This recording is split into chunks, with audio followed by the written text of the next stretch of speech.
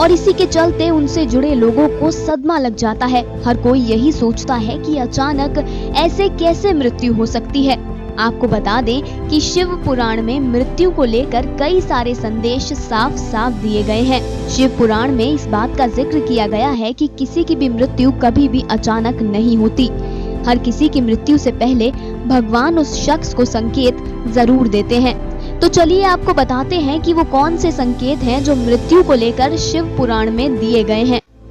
शिव पुराण में लिखा गया है कि जब किसी व्यक्ति का मुंह, जीभ, कान, नाक, आंख स्तब्ध हो जाएं, यानी कि पथरा जाएं, तो ऐसे इंसान की मौत का समय लगभग 6 महीने बाद आने वाला होता है। इसके साथ साथ शिव पुराण में ये संभावना भी दी गई है कि जब कोई व्यक्ति चंद्र, सूर्य या आग से उत्पन्न होने वाली रोशनी को ना देख पाए तो ऐसा इंसान भी कुछ ही माह जीवित रह पाता है।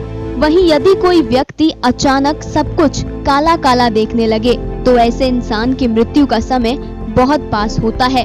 जब अचानक किसी व्यक्ति का बायां हाथ लगातार 1 सप्ताह तक अकारण ही फड़फड़ाता रहे तो समझ लेना चाहिए कि उसकी मृत्यु भी 1 माह के बाद हो सकती है।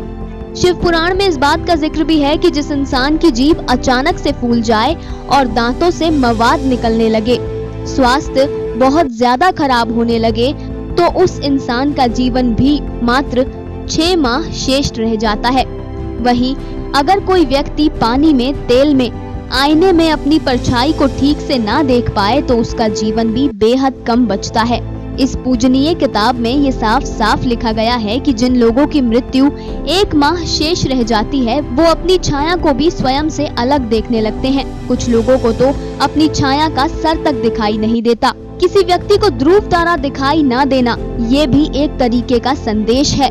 एक आखिरी संभावना जो मृत्यु को लेकर शिव पुराण में लिखी गई है वो ये है कि अगर किसी व्यक्ति को नीले रंग की मक्खियां घेरने लगे और अधिकांश समय ये मक्खियां उस व्यक्ति के आसपास रहने लगे तो समझ लेना चाहिए कि 1 माह व्यक्ति की जिंदगी में शेष रह गया है। ये थे वो संदेश जो शिव पुराण में मृत्यु को लेकर दिए गए हैं। लेकिन आप ख्याल रखिए कि आस्था और अंधविश्वास में बेहद छोटा सा फासला होता है। कभी भी इस फासले को पार ना करें।